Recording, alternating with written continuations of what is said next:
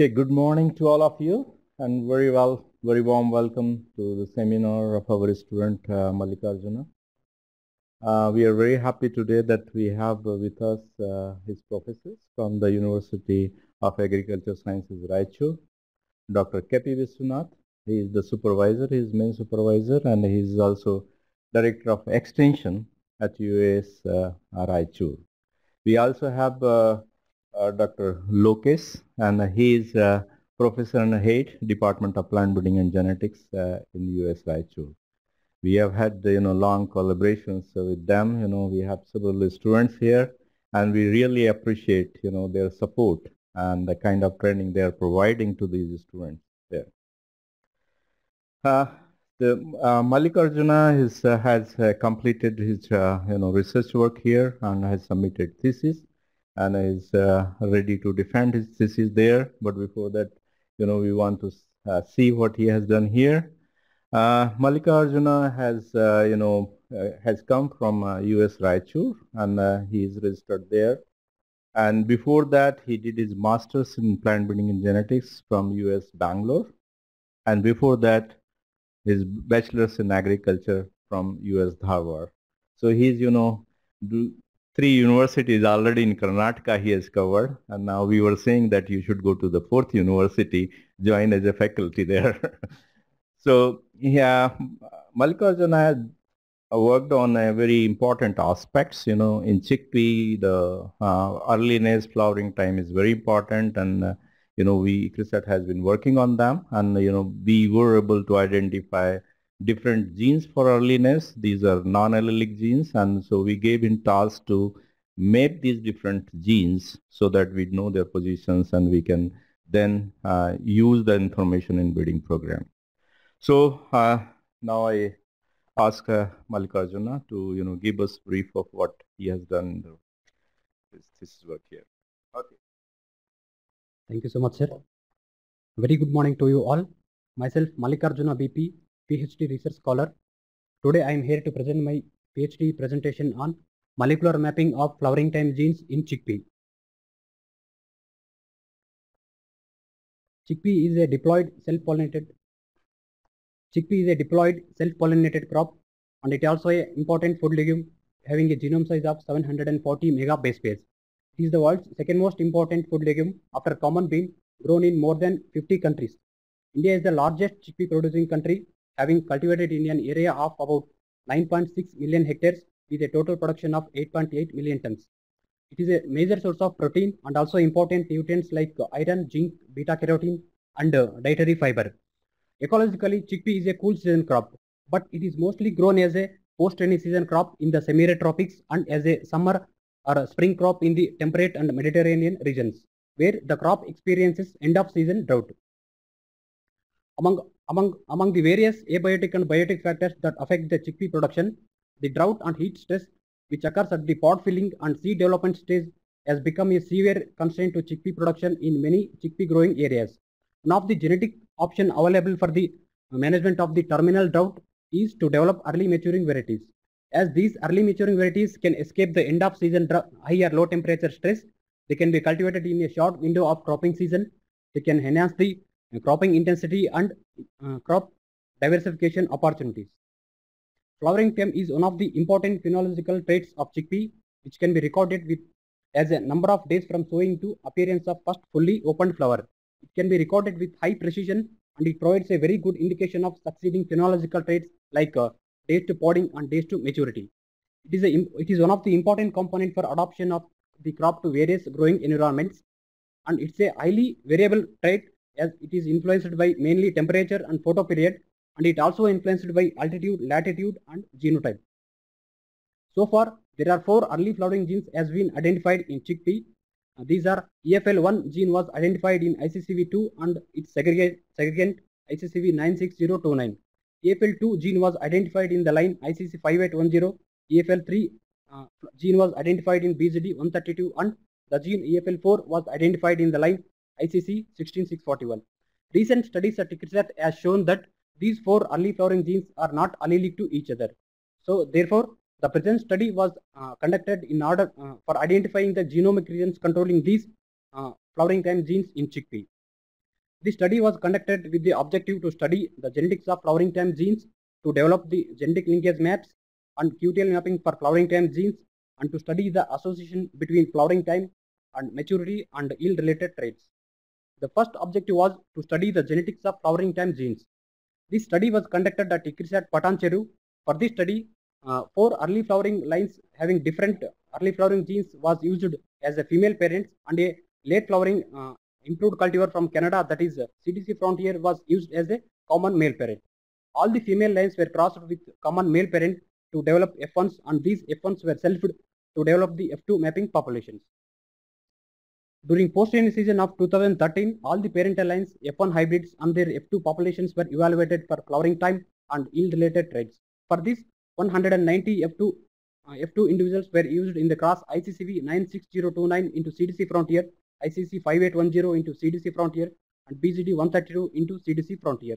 Whereas in the cross ICC 16641, we used 146 F2 individuals. All these were planted in a 4-meter row at a spacing of 60 by 20. During post-training season of 2014, the parental lines and F3 progenies were evaluated for flowering time, with 164 F3 progeny rows in the first cross.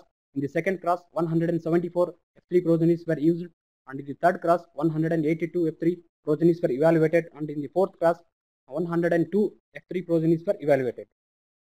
The figure first shows the general view of the experimental plot which was conducted during 2013 for evaluation of the F2 population for flowering time. The second figure shows the segregation of flowering time and maturity in the population ICC 5810 into CDC Frontier.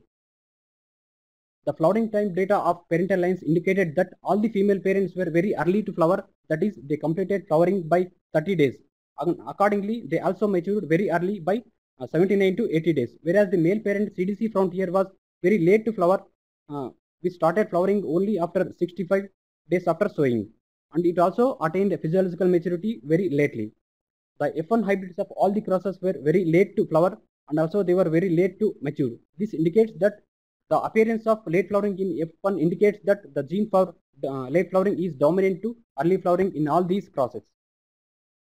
The frequency distribution of F2 populations indicated a very high range for flowering time in all these F2 populations, and they followed a bimodal distribution with unequal peaks, thus separating the two early and late flowering phenotypic classes. These early and late flowering phenotypic classes were used for a segregation analysis by chi-square test. The segregation analysis in F2 indicated that in the cross ICCV 96029 into CDC Frontier, 190 F2 individuals were segregated into 138 late and 52 early. This ratio fits with the 3:1 ratio which is expected for monogenic control. Whereas in the cross ICC 5810 into CDC Frontier, 190 F2 plants were classified into 108 late and 82 early. This ratio fits with the 9:7 which is expected for digenic control with complementary gene action. In the third cross, 190 F2 individuals were classified into 143 late and 43 early. This ratio fits with the 3:1 ratio which is expected for monogenic control. Similarly, in the cross ICC 16641 into CDC Frontier, 146 F2 plants were classified into 110 late and 36 early. This ratio also fits with the 3:1 ratio which is expected for monogenic control. So this results indicates that in the first, third and fourth cross, the flowering time was governed by a single major gene, whereas in the cross ICC 5810 into CDC Frontier, it was under digenic control with complementary gene action. So the segregation pattern of F2 was confirmed by studying the segregation in F3 progenies. In F3 generation, we observed the progeny in each progeny rows and classified them as uniform early segregating types or uniform late types in all the crosses. And these three phenotypic classes were used for segregation analysis using chi-square test. F3 segregation analysis indicated that in the first, third and fourth crosses, the late flowering F2 individuals produced segregating and non-segregating types in the proportion of 2:1. And in all the three crosses, the early flowering F2 plants were produced only uniform early flowering F3 progenies without segregation. This ratio confirms that in these three crosses, the flowering time is governed by a single major gene. Whereas in the cross ICC 5810 into CDC Frontier, the late flowering F2 individuals were produced late segregating and non-segregating types in the proportion of 8:1, whereas all the early flowering F2 individuals also produced segregating and non-segregating types in the proportion of 4:3, which is expected for digenic control. So from this study, it is confirmed that in the first, third, and fourth cross, the flowering time is governed by a single major gene, whereas in the cross ICC 5810 into CDC frontier, it was under digenic control. The second objective of my study was to develop the genetic linkage maps. For this, we used 714 Caspar SNP markers from previous studies. In addition, a total of 472 SSR markers from various studies were used to screen the parents of the 4 mapping populations. The parental polymorphism study indicated that out of 714 SNPs and 472 SSRs screened on the parents, a total of 49 SNPs and 100 SSRs were found polymorphic for the first cross. For the second cross, 44 SNPs and 95 SSRs were found polymorphic. For the third cross, 36 SNPs and 90 SSRs were found polymorphic. And for the fourth cross, 29 SNPs and 93 SSRs were found polymorphic. However, the most of the all the polymorphic SNP markers and some of the SSR markers were distributed within a very narrow region on the chromosome 4 of the chickpea genetic map. Therefore, we excluded such markers from further genotyping. And finally, only the polymorphic SSR markers were genotyped on the respective mapping populations and used for the development of the genetic map using join map software. The genetic linkage map of the cross ICCV 96029 into CDC frontier contained a total of 75 SSR markers and 2 morphological markers. One is flower color and another one is gene for double podding. The gene for flower color was mapped on the CALG4, whereas the gene for double podding was mapped on the CALG06. This map covered a total length of 262.25 centimorgans. The genetic linkage map of the cross ICC 5810 into CDC frontier contained a total of 75 SSR markers and 1 morphological marker, that is flower color, which was also mapped on the CALG04. This map covered a total map length of 335.74 centimorgans. The genetic linkage map of the cross BGD 132 into CDC frontier contained a total of 68 SSR markers that covered a total map length of 311.1 centimorgans. Similarly, the genetic linkage map of the cross ICC 16641 into CDC frontier contained a total of 67 SSR markers that covered a total map length of 385.13 centimorgans. When all the 4 genetic maps were compared, 28 markers were found common for all these 4 crosses. We considered these 28 common markers as anchored markers and used these for merging 4 genetic maps to develop a consensus map containing a total of 111 SSR markers that covered a total map length of 364.44 centimorgan with an average intermarker distance of 3.28 centimorgan. This is the consensus genetic map of chickpea developed based on the 4 mapping population that contained a total of 111 SSR markers and total map length of 364.44. When we compared these genetic maps with the previous maps, the SSR markers that are common between previous maps and the present maps were mapped on the same linkage groups. The third objective of my study was QTL mapping for flowering time genes. For this, we used the linkage mapping data and phenotyping data for QTL analysis using ICIM QTL mapping software. The QTL analysis indicated that a total of 10 QTLs for flowering time were identified in this study. In the cross ICCV 96029 into CDC frontier, a major QTL for flowering time was identified on CALG4. This QTL had a log value of 5.95 with a total phenotypic variation of 12.34%. In addition, we also identified a minor QTL on CALG03 which had a phenotypic variation of 7.04%. Whereas in the cross ICC 5810 into CDC frontier, 4 major QTLs were identified for flowering time. The QTL on CALG01 had a phenotypic variation of 20.13%. The QTL for flowering time on CALG03 explained a total phenotypic variation of 25.19%. The QTL on CALG04 explained a total phenotypic variation of 10.04, and the QTL on CALG08 explained the total phenotypic variation of 25.57%. In the cross BGD 132 into CDC frontier, a major QTL for flowering time was identified on CALG08, which had a log value of 44.83 and it explained a very high phenotypic variation of 65.35%. In addition, we also identified two minor QTLs on CALG03, which explained a very less phenotypic variation of 4.28 and 3.99%. In the cross ICC 16641 into CDC frontier, a single major QTL was identified for flowering time on CALG06. This QTL had a log value of 55.6 and it explained a highest phenotypic variation of 88.19%. In the cross ICCV 96029 into CDC frontier, a major QTL was identified on CALG04. This indicates that this major QTL may correspond to the early flowering gene EFL1 present in the genotype ICCV 96029.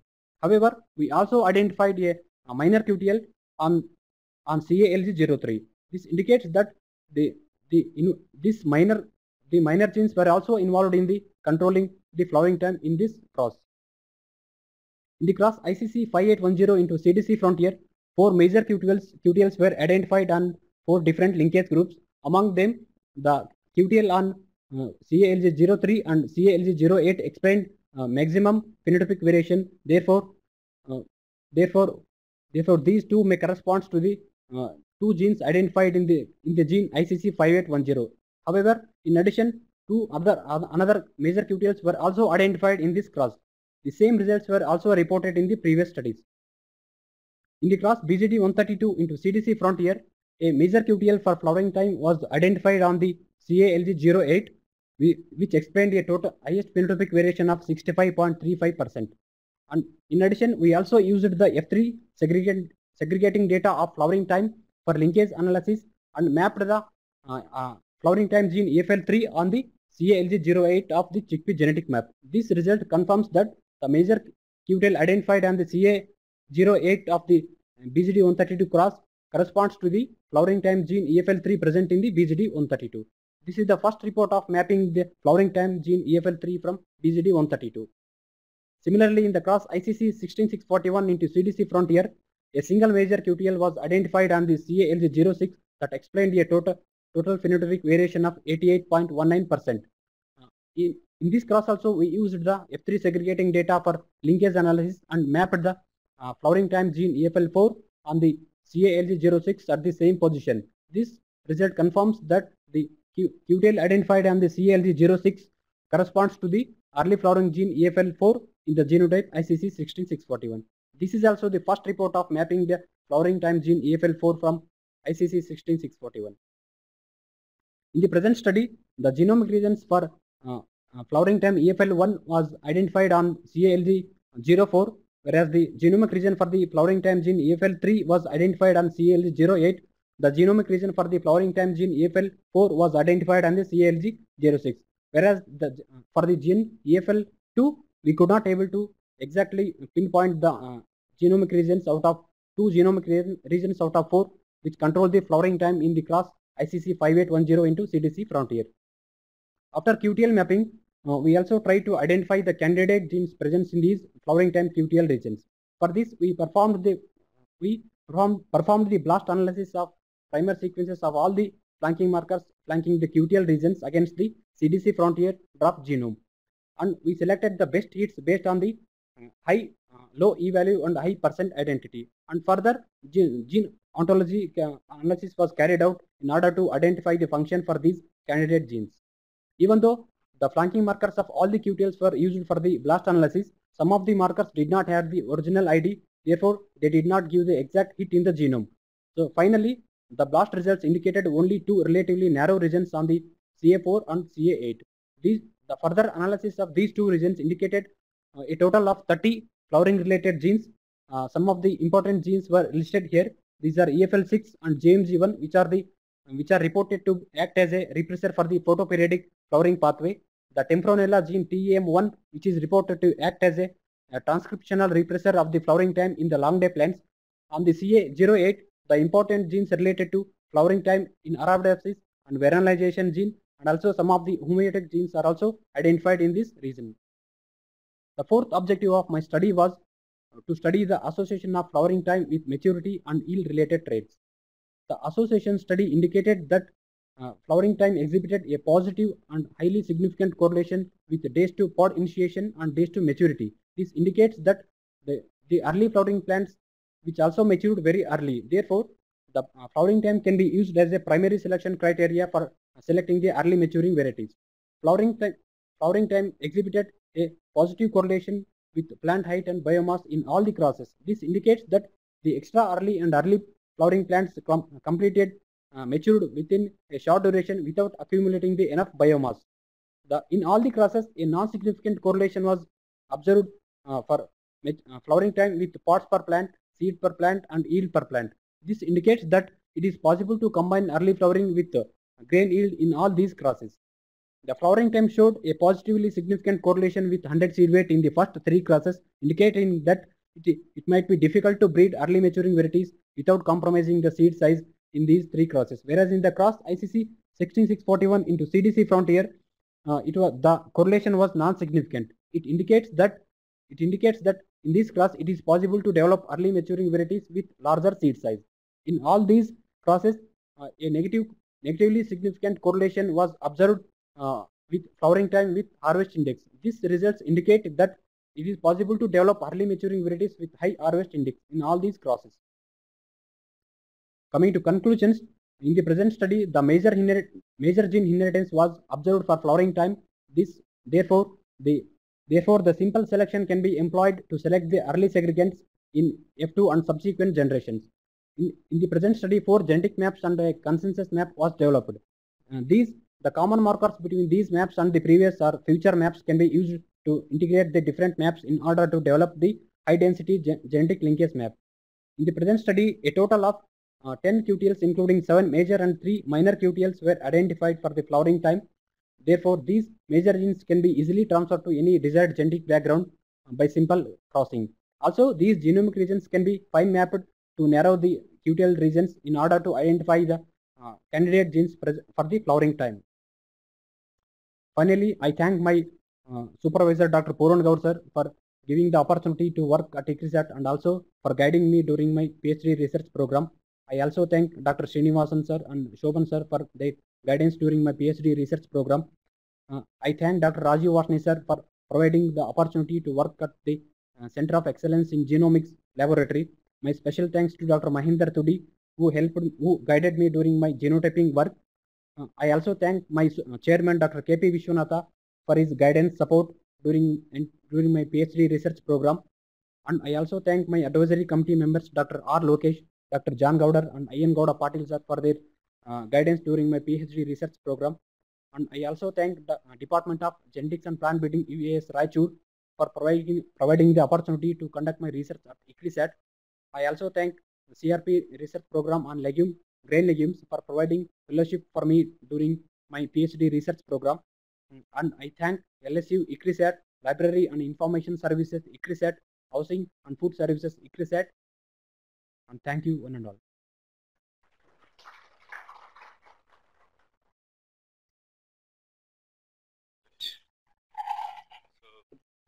Now you can ask him any question, any tough questions, because we have to prepare him for his defense. So you're free to ask. Yeah, please.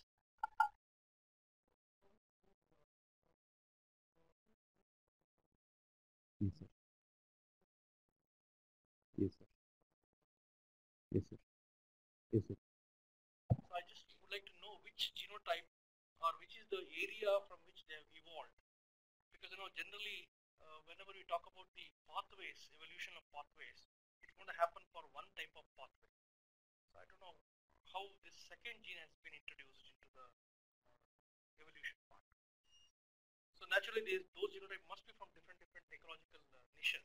Then only we can expect that to happen. Actually, the EFL2 gene present in the ICC 5810, it is a land race from central India. It was selected for its highly photoinsensitive nature. So initially they reported it as a highly photoinsensitive line and identified the major flowering gene EFL2.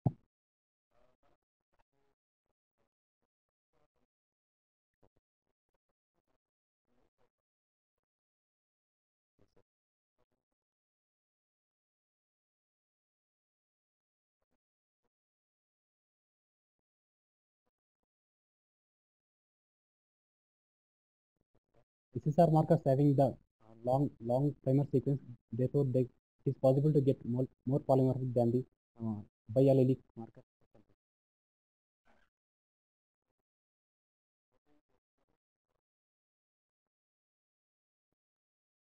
No, sir. Genomic.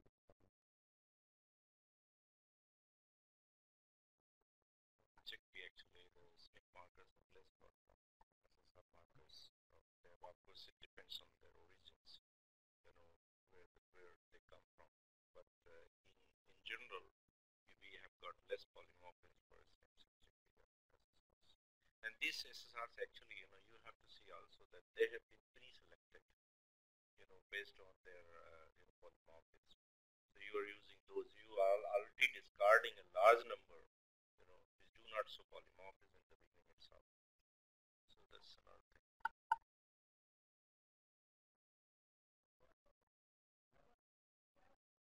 Yeah.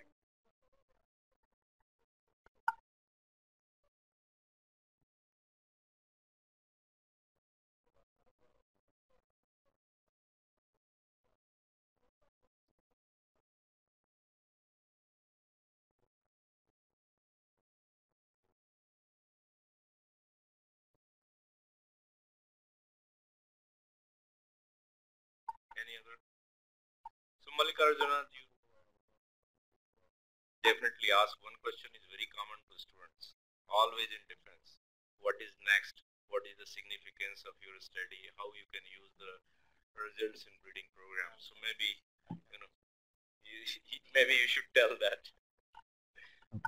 Now in chickpea, flowering time, how much you can reduce? So that you can go on reducing the flowering time, but you need the minimum harvest index also, biomass, for getting the at least minimum expected yield.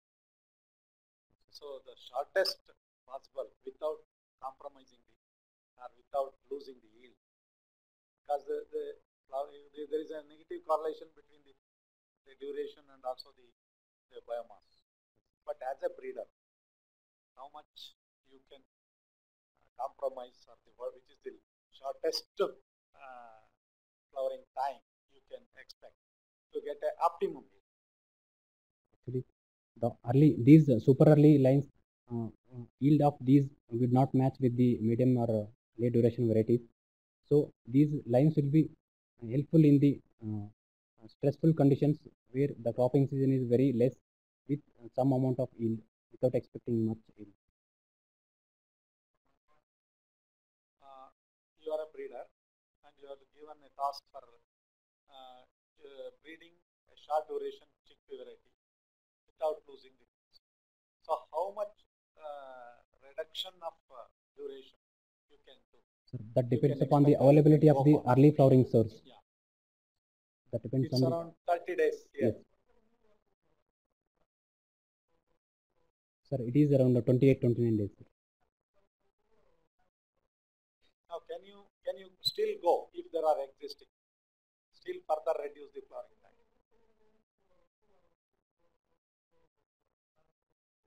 No, sir. All the early flowering segments were 1 or 2 days earlier than the female parents. Because this is the question maybe asked there also. So earliness you can go further. At present, the super early you are using is 75 days maturity. You can further have maybe 70 days maturity, but they will never be in a mainstream of cultivations. They are always low yielding. Anything you reduce from 85 or 90 days down, maturity, you have penalty on it. That you have to. So for the normal growing conditions, we don't want to reduce that much, maturity period, but it's not that they are not important. They are going to be very, very important for special situations. For example, where you want to use them for green pots, where the seed, dry wet doesn't matter. It's the plant, it's the early net that matters. So in that situation, and also in situations where you want to have a catch crop between two crops for a short duration, and many other locations where you can't grow chickpea otherwise, that will be useful, but not for the main cultivation. In the cases where they want to have for a longer period availability of these materials, they will not bother much about the yield. They bother about the catching the time. You want to catch the season early when others are planting. You want to sell in the market. It's like that. So for that, super early is going to be very important. Is earliest legume, and you come across the other legumes. Of all the legumes under cultivation, which is the earliest duration we can expect, early maturity.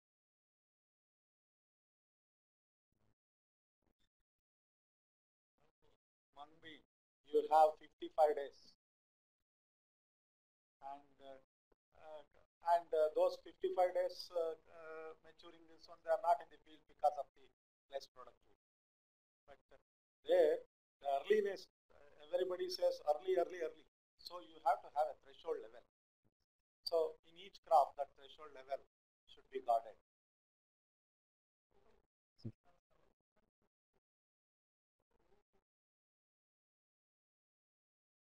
It is around 40 days to 60 days. Thanks, Mallikarjuna. Did very well, and thank you all for